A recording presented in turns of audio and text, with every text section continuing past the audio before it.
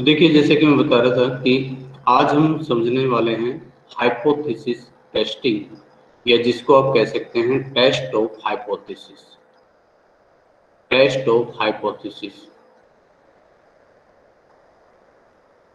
ठीक है।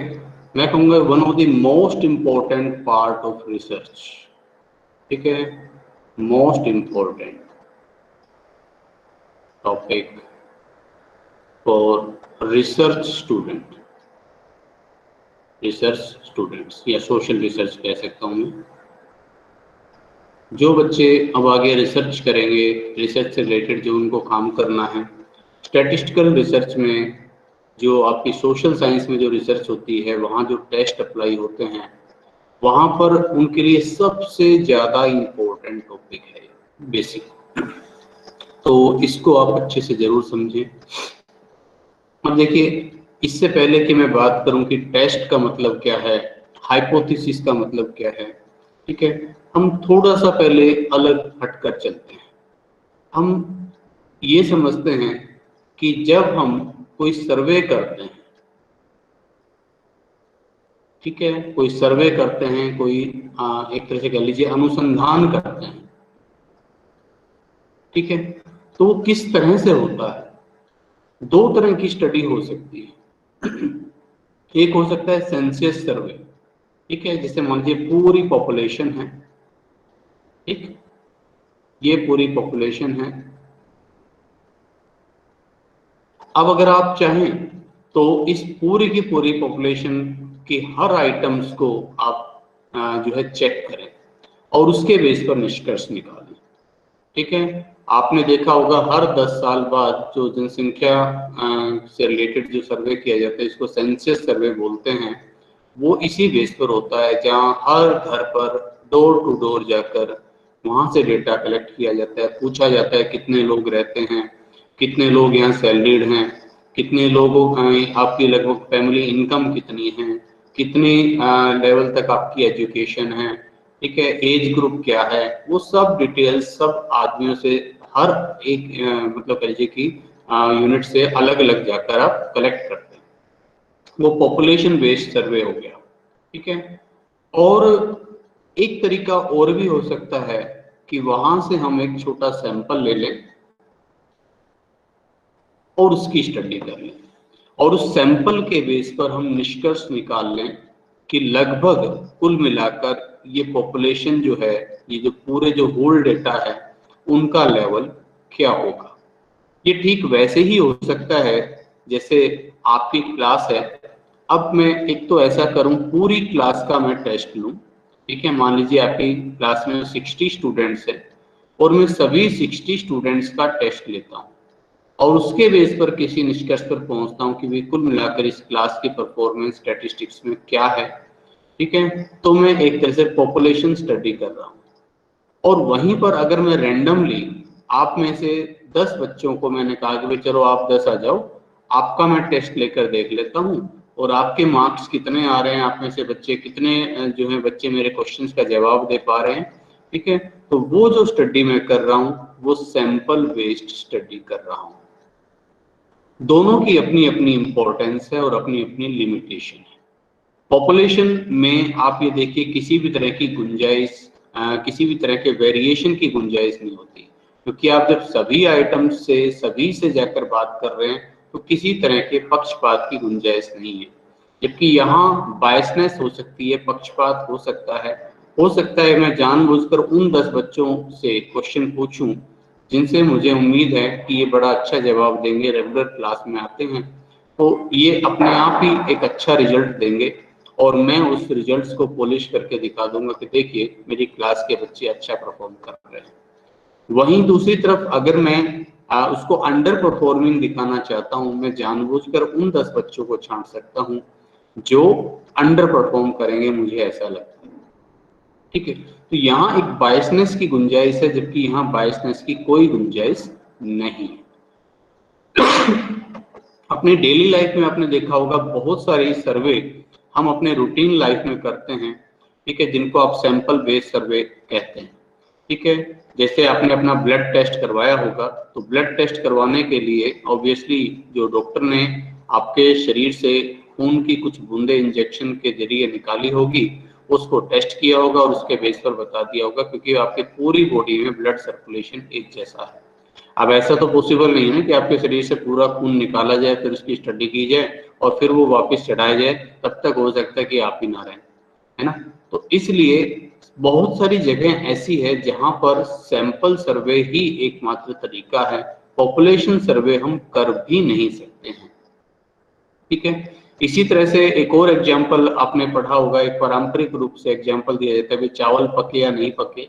तो उसके लिए आपने क्या किया, 2-3 दाने आपने निकाले, या इवन एक दाने से भी पता चल जाता है। अगर वो दाना गल गया है तो सभी चावल पक गए हैं, और नहीं तो अगर वो कच्चा है तो आप कह सकते हैं सभी चावल कच्चे हैं।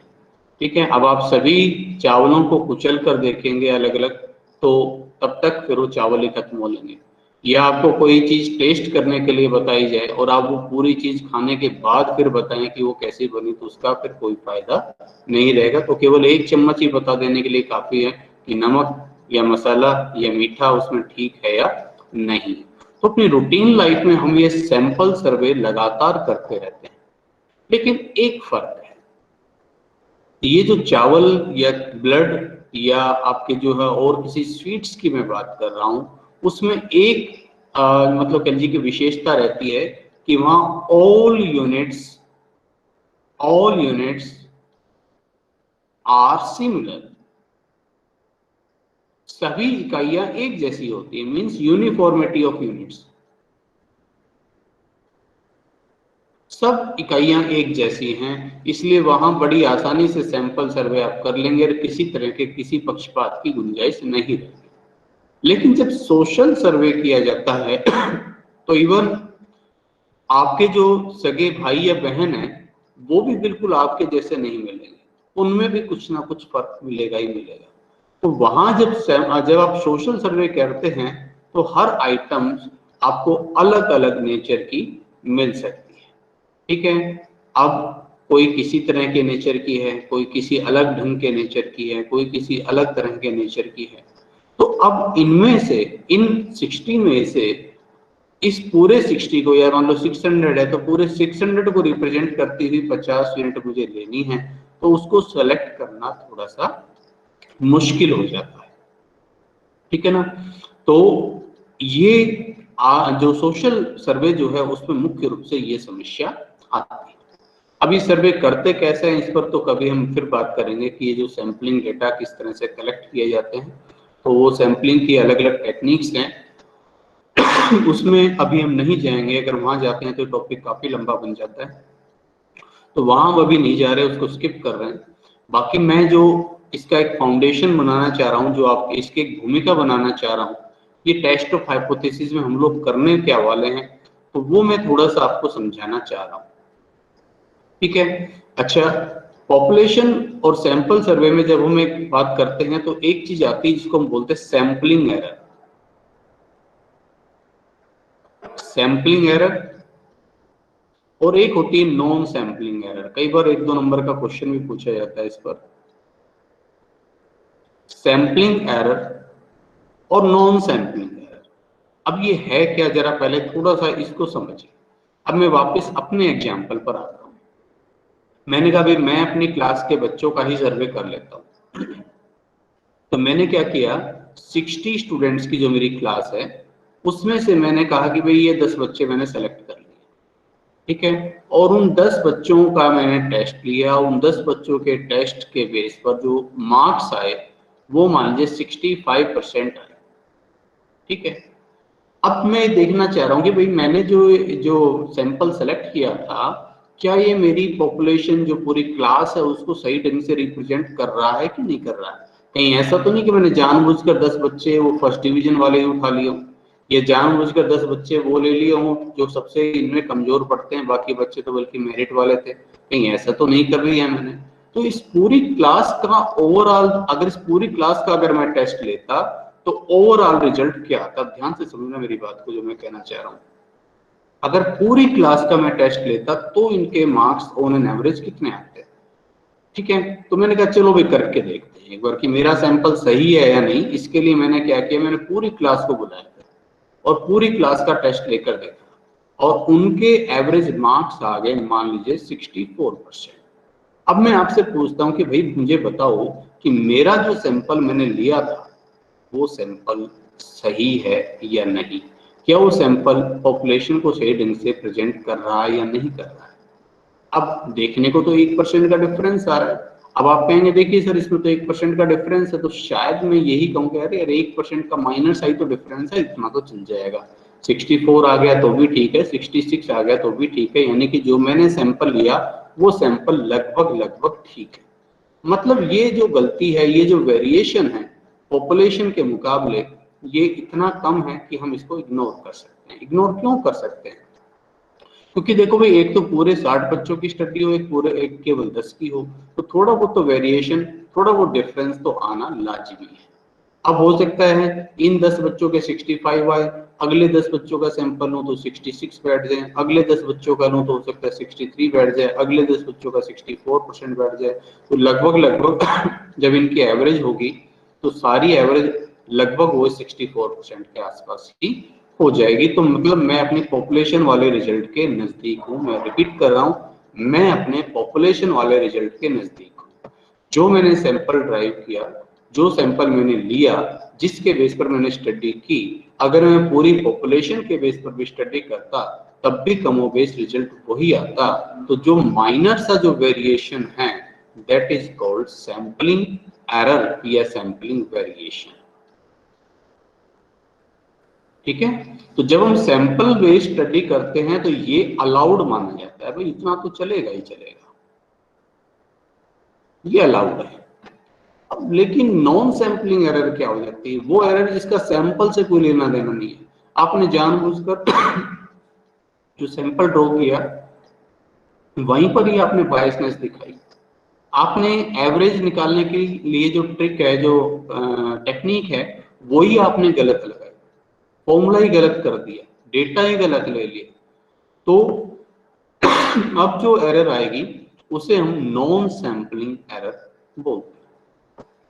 तो सैंपल स्टडी जिसकी मैं भूमिका बनाने जा रहा हूँ, बता रहा हूँ मैं आपको, तो सैंपलिंग स्टडी में मैं आपको बता देता हूँ कि सैंपलिंग एरर जो मैंने बताया क्या होता है, सैंपलिंग वेरिएशन, वो अलाउड होता है और नॉन सैंपलिंग एरर अलाउड नहीं होता है। ठीक है, अच्छा।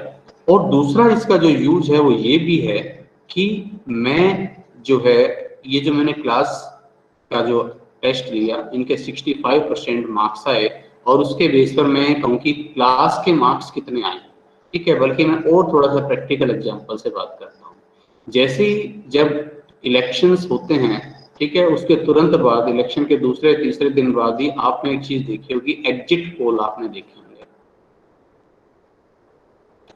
अब ये एग्जिट पोल क्या होता है? ठीक है, आपने देखा होगा, वहां आपको बताते भी हैं कि जो है सैंपल साइज इतना, टेक्निक्स इतनी, ये जो एक आइटम जो है एक सैंपल यूनिट रिप्रेजेंट करती है 200% को, कुछ इस तरह की बात आपने सुनी होगी। क्या बताते हैं, इसका मतलब क्या है? इसका मतलब ये है कि देखो भाई, अगर एक शहर में, समझने वाली बात है, मान लो 20,000 लोग वोट डालने के लायक है, ठीक है, और वहां हमें देखना है कि इस शहर में एमएलए कौन बनेगा या एमपी कौन बनेगा। समझने के लिए मैंने बहुत छोटी सी पॉपुलेशन 20,000 की ले ली। अब देखो, अगर आप सारे के सारे 20,000 लोगों से जाकर आपने पूछ लिया, फिर तो एग्जिट पोल नहीं, एक तरह का पोल ही हो गया।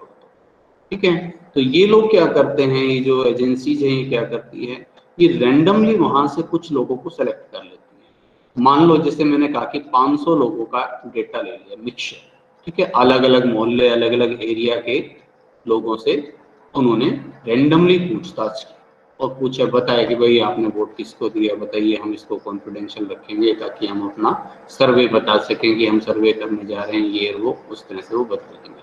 ठीक है, अब 500 लोगों के बेस पर उन्होंने ये निष्कर्ष निकाला कि भाई ये वाली सीट किसको मिलने वाली है, ये वाली सीट फलां कंपनी को, पार्टी को, एक्स पार्टी को मिलने वाली है। दूसरे वाले शहर में देखा, ये वाली सीट भाई वाई पार्टी को जाएगी, ये वाली जेड को जाएगी, ये वाली फिर से एक्स को जाएगी, ये वाली जेड को जाएगी।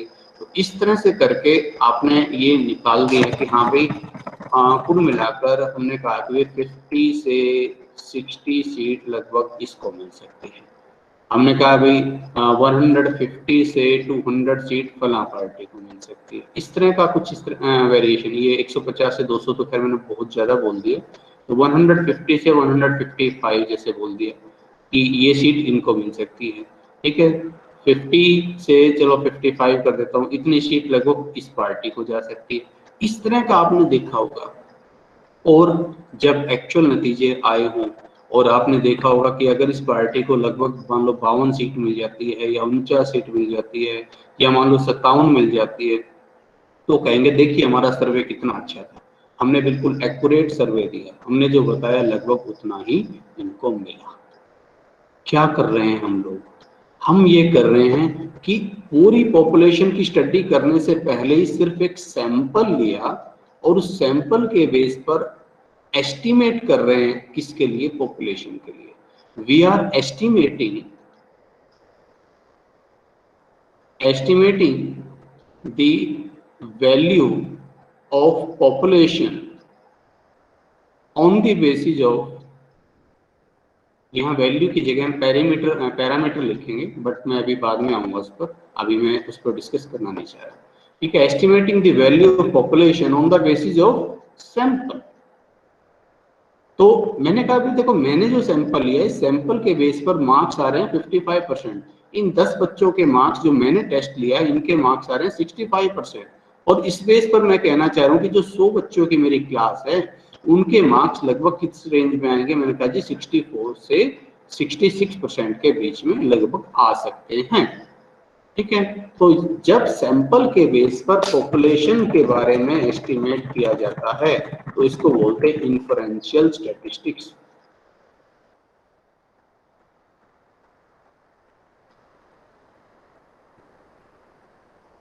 टेस्ट हम बहुत सारे पढ़ेंगे, सब चीजें पढ़ेंगे, लेकिन ये बेसिक बातें हैं, ये पहले आपको पता होनी चाहिए।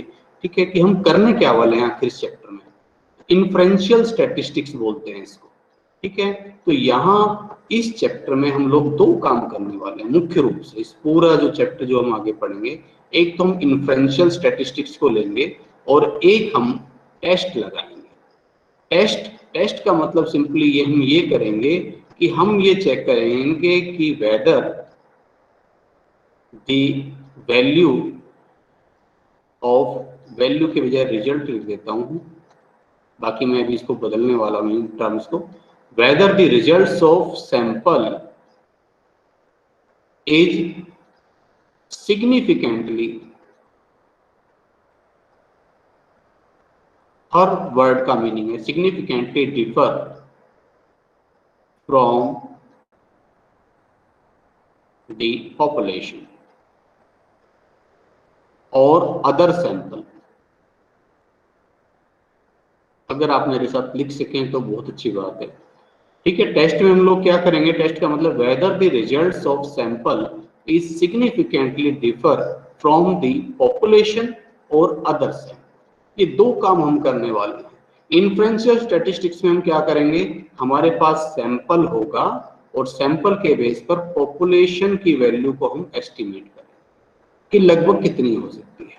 जब टेस्ट लगाएंगे तो हम ये देखेंगे कि क्या दो सैंपल्स के रिजल्ट सिग्निफिकेंटली, ठीक है, एक दूसरे से डिफर है या नहीं। पहले मैं सिग्निफिकेंट वर्ड का मीनिंग बता दूं। उससे भी पहले ये जो मैं वैल्यू वैल्यू बार बार बोल रहा हूँ, यहाँ वैल्यू नहीं होना चाहिए, यहाँ पर टर्म्स यूज होनी चाहिए। देखिए पॉपुलेशन जो है, मैं एक बार पहले आपको बता दूं, ये जो पॉपुलेशन है ना, इसकी जो विशेषता बताते हैं, जो प्रॉपर्टीज बताते हैं, लाइक इसका जो मीन, ठीक है, या इसका जो स्टैंडर्ड डेविएशन है, ठीक है, या इसका जो वेरिएंस है, ठीक है, एटसेट्रा, इस तरह की जो चीजें हैं, ठीक है, इन्हें हम क्या बोलते हैं? ये पॉपुलेशन है।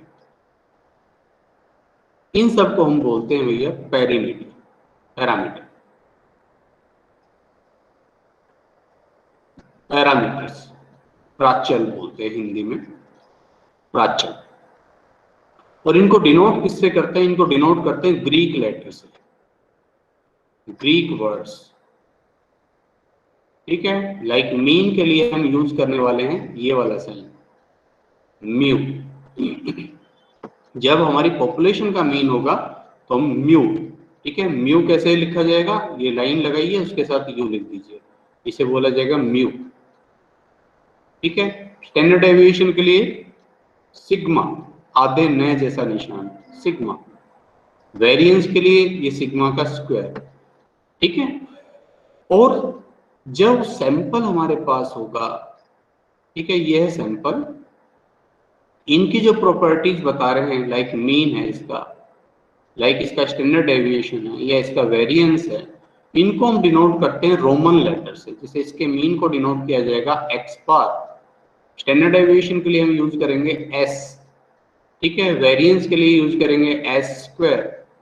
ठीक है, तो अब थोड़ा सा टेक्निकल बात कर ले। इन्फ्रेंशियल स्टैटिस्टिक्स में what will we do, we will estimate the parameter on the basis of statistic. हाँ, ये मैं बताना भूल गया, ये जो है इनको बोलते हैं स्टैटिस्टिक्स।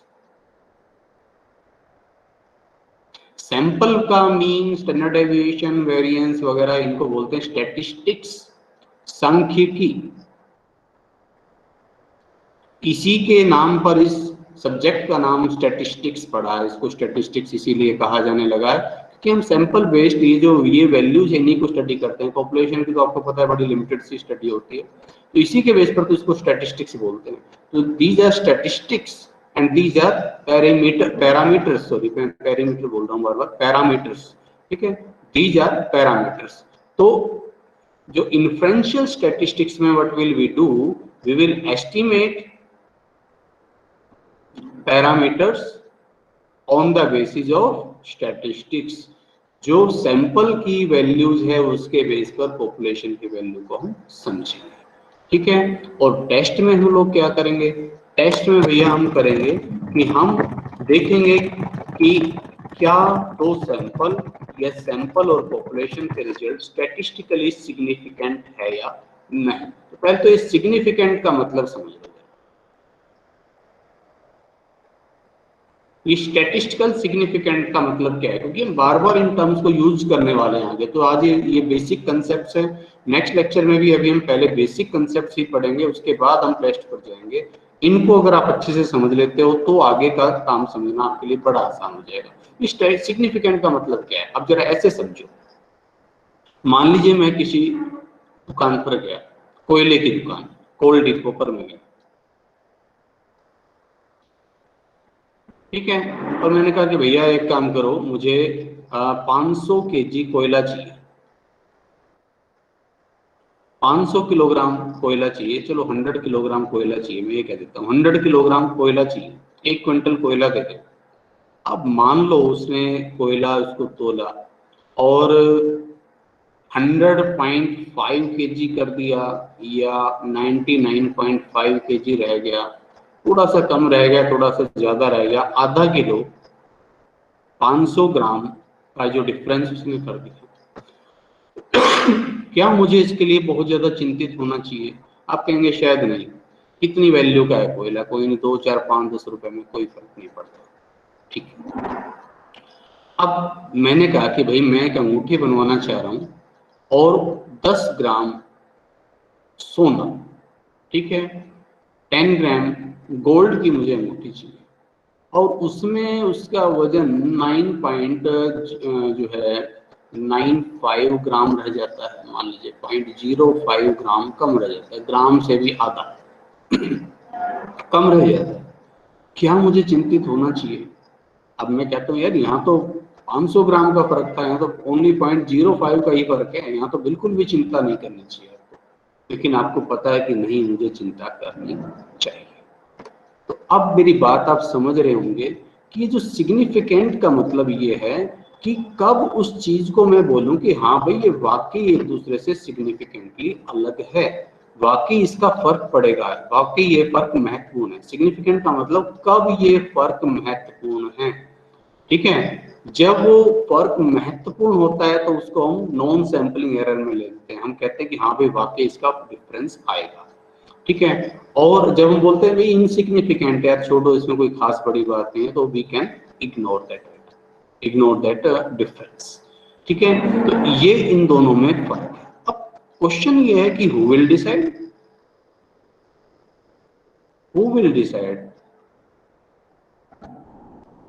अब मैं टेस्ट की भूमिका पर आ रहा हूँ। टेस्ट का मतलब क्या है, मैं उधर वो बताना चाह रहा हूँ। हु विल डिसाइड, इस चीज को डिसाइड कौन करेगा? ठीक है, अब टेस्ट में हम लोग करेंगे क्या, हम दो काम करेंगे, या तो ये पूरी की पूरी पॉपुलेशन और ये सैंपल और इनके रिजल्ट होंगे। मैंने कहा कि भाई पूरी पॉपुलेशन ये 500 बच्चे हैं मेरे पास और मैंने इसमें से 50 बच्चों का सैंपल लिया, इन 50 बच्चों के एवरेज मार्क्स 60 आए और जब पूरी पॉपुलेशन जो है जब उसका टेस्ट लिया गया तो इनके जो एवरेज मार्क्स हैं वो आए भैया 65%। मैं कह रहा हूँ यार 5% का तो वेरिएंस है, कोई फर्क नहीं पड़ता, कोई खास डिफरेंस नहीं है, लेकिन बट हु विल डिसाइड कि 5%? कभी तो मुझे लगता है कि 5% भाई कोई खास बात नहीं है, कभी लगता है कि नहीं यार 5% तो बहुत ज्यादा हो जाता है। उसको डिसाइड कैसे करेंगे? तो भैया बायसनेस हो जाएगी। कभी हम कहेंगे नहीं कोई खास फर्क नहीं है, कभी हम देख कर कह देंगे नहीं यार फर्क पड़ता है। इसको डिसाइड करेंगे टेस्ट। इसके लिए जो है इसको हम ऑब्जेक्टिव फॉर्म में, मतलब एक तरह से कह लीजिए कि अनबायस्ड वे में हम इसको टेस्ट करेंगे। कुछ हमारे पास फॉर्मूले होंगे, टेक्निक्स होगी, उसको हम लगाकर देखेंगे और उसके हिसाब से अगर ये 5 का डिफरेंस महत्वपूर्ण है तो हम बोलेंगे हाँ भाई ये डिफरेंस महत्वपूर्ण है, ये सैंपल पॉपुलेशन को सही ढंग से रिप्रेजेंट नहीं कर रहा है।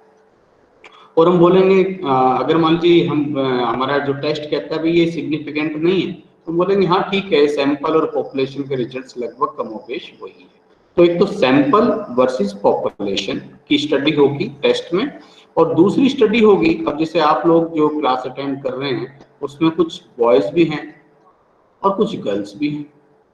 अब मान लीजिए मैं ऐसा करता हूँ, दो सैंपल ले लेता हूँ मैं, आप में से बॉयज को अलग कर लेता हूँ, गर्ल्स को अलग कर लेता हूँ, दोनों का टेस्ट लेता हूँ। मैं कहता हूँ चलो भाई दोनों को मैंने टेस्ट दिया, सेम टेस्ट और सेम टाइम दिया, और मान लीजिए बॉयज के एवरेज मार्क्स सपोज कीजिए 55% आ जाते हैं और गर्ल्स के सपोज कीजिए 57% आ जाते हैं मान लीजिए।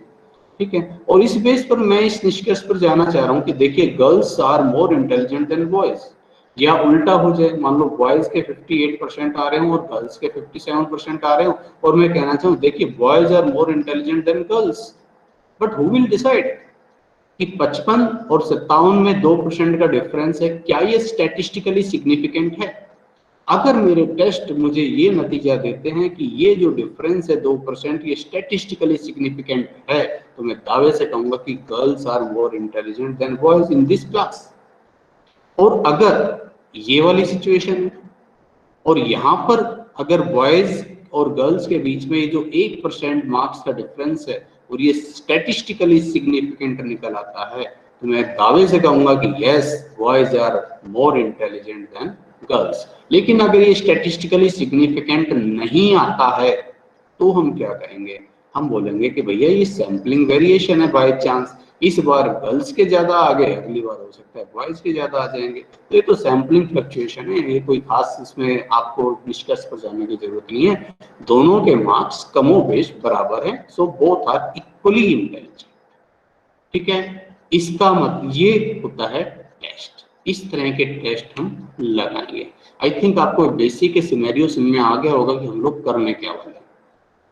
अब लास्ट में जो आज के डिस्कशन में बस सिर्फ एक चीज मैं और ऐड करता हूँ।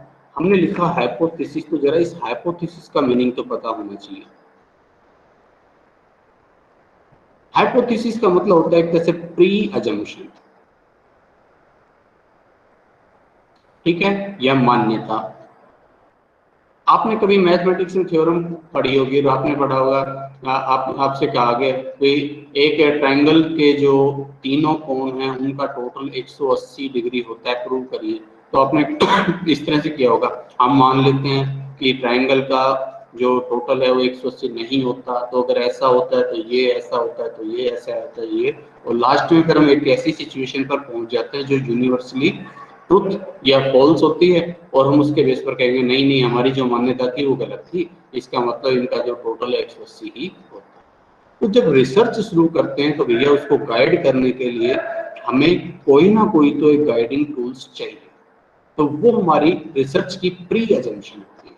अब जैसे बॉयज और गर्ल्स वाला ही क्वेश्चन है, तो मैं तीन तरह से चल सकता हूँ। मैं ये मानकर चलूं कि boys are more intelligent than girls, या तो मैं ये एजम्पशन लेकर चलूं और फिर उसको टेस्ट करके देखूं, और फिर अगर वो प्रूव हो जाती है तो हाँ बॉयज आर मोर इंटेलिजेंट, और वो अगर मान लीजिए रिजेक्ट हो जाती है तो बॉयज इंटेलिजेंट नहीं है।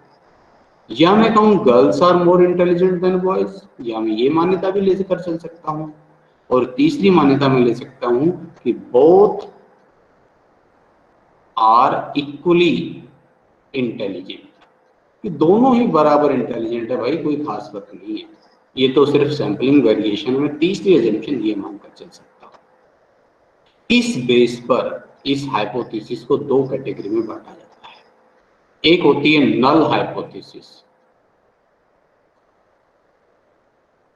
नल हाइपोथेसिस को डिनोट करते हैं H0 से। नल मतलब जीरो, H0। नल हाइपोथेसिस किसको बोलते हैं? जब हम कोई बायसनेस नहीं दिखाते, अनबायस्ड। जब मैं कह रहा हूं कि boys and girls are both intelligent, both equally intelligent, या there is no significant difference in average marks of boys and girls. भाई ये झगड़ा हुआ क्यों था शुरू कि बॉयज इंटेलिजेंट है गर्ल्स? भाई इनके मार्क्स में डिफरेंस आ रहा था कुछ, या तो ये 58 और 57 या 55 और 57, ये जो 2% या 1% का डिफरेंस आ रहा था, यहीं से तो बात शुरू हुई थी। तो मैं ये कह रहा हूँ कि भाई अगर इन दोनों के मार्क्स में जो डिफरेंस है वो सिग्निफिकेंट नहीं है, there is no significant difference. इसका मतलब मैं क्या कह रहा हूँ, दोनों बराबर इंटेलिजेंट है। जब मैं ये प्री एजम्पशन लेकर चलता हूँ तो उसको बोलते हैं नल हाइपोथेसिस। ठीक है, शून्य परिकल्पना, हिंदी में भी वो लिख देता हूं मैं हिंदी वाले बच्चों के लिए, शून्य परिकल्पना। हाइपोथेसिस को हिंदी में परिकल्पना बोलते हैं, शून्य परिकल्पना। और जब मैं ये लेकर चल रहा हूं कि भाई गर्ल्स के भी मार्क्स ज्यादा हैं तो girls are more intelligent than boys, या बॉयज के मार्क्स ज्यादा है तो मैं कह रहा हूँ boys are more intelligent than girls, तो इस हाइपोथेसिस को बोलते हैं alternative hypothesis. Alternative hypothesis H1 से डिनोट करते हैं इसको, H1 से। ठीक है, अल्टरनेटिव हाइपोथेसिस। अच्छा, इसको अल्टरनेटिव हाइपोथेसिस क्यों बोलते हैं? अल्टरनेटिव हाइपोथेसिस का मतलब ये है भैया कि ये रिसर्च में नल हाइपोथेसिस जो होती है वो एक तरह से अगर रिजेक्ट हो जाए तो ऑटोमेटिकली ये वाली हाइपोथेसिस एक्सेप्ट हो जाएगी। इफ इट रिजेक्ट, अगर ये रिजेक्ट हो जाए तो ये एक्सेप्ट हो जाएगी। इसका मतलब ये है कि ये वाला जो अपना जो केस था वो हमने शुरू किया और हमने नल हाइपोथेसिस ली कि both are equally intelligent, girls और boys are both equally intelligent. अब अगर ये एक्सेप्ट हो गई, ये ट्रू हो गई, ये प्रूव हो गई, फिर तो झगड़ा खत्म, फिर तो दोनों इक्वली इंटेलिजेंट हैं ही भाई। लेकिन अगर ये रिजेक्ट हो जाती है तो हम कहेंगे क्या? फिर किसको इंटेलिजेंट बोलेंगे? फिर हम गर्ल्स को इंटेलिजेंट। ठीक है, क्योंकि गर्ल्स के मार्क्स ज्यादा हैं, कि गर्ल्स के मार्क्स बॉयज के मार्क्स से सिग्निफिकेंटली अधिक है। और ये वाला केस ले रहे हैं, ठीक है, तो इसमें नल हाइपोथेसिस हमने वही ली कि बोथ आर इक्वली इंटेलिजेंट। लेकिन अगर वो नल हाइपोथेसिस रिजेक्ट हो जाती है तो उसका मतलब क्या होगा? उसका मतलब ये होगा कि boys are more intelligent than girls. तो ये अल्टरनेटिव हाइपोथेसिस होती है। ठीक है, तो नल हाइपोथेसिस और अल्टरनेटिव हाइपोथेसिस दो तरह की हाइपोथेसिस इसमें हम पढ़ेंगे। तो ये आपका टेस्ट ऑफ हाइपोथेसिस एक ओवरव्यू मैंने आपको दिया है कि इसमें क्या करने वाले हैं। यहाँ हम सैंपल बेस्ड स्टडी को पढ़ेंगे। सैंपल्स के जो रिजल्ट्स हैं, जो स्टैटिस्टिक्स है, उसके बेस पर पैरामीटर को एस्टिमेट कैसे करते हैं, उसको इन्फ्रेंशियल स्टैटिस्टिक्स बोलते हैं। मैंने शायद लिख भी दिया होगा उसको, इन्फ्रेंशियल स्टैटिस्टिक्स। ठीक है, उसे हम बोलते हैं, लिख दिया है। ठीक है, और दूसरा, दो सैंपल या सैंपल और पॉपुलेशन के रिजल्ट्स में जो डिफरेंस है, क्या वो डिफरेंस स्टैटिस्टिकली सिग्निफिकेंट है या नहीं है। ठीक है, उसको हम स्टडी करते हैं। और किस तरह की हाइपोथेसिस का मतलब क्या होता है और कितने तरह की होती है, इसको हमने समझा। ठीक है, अब नेक्स्ट टाइम जो हम पढ़ेंगे वो इससे थोड़ा सा और ज्यादा टेक्निकल चीजें होंगी। ठीक है, उसके बाद फिर हम जाकर टेस्ट पर आएंगे। तो आज आप इतने को एक बार थोड़ा सा अच्छे से कर लीजिए, समझ लीजिए। ठीक है, इंटरेस्टिंग बहुत है चैप्टर अगर आप इसको अच्छे से करेंगे तो। और उसके बाद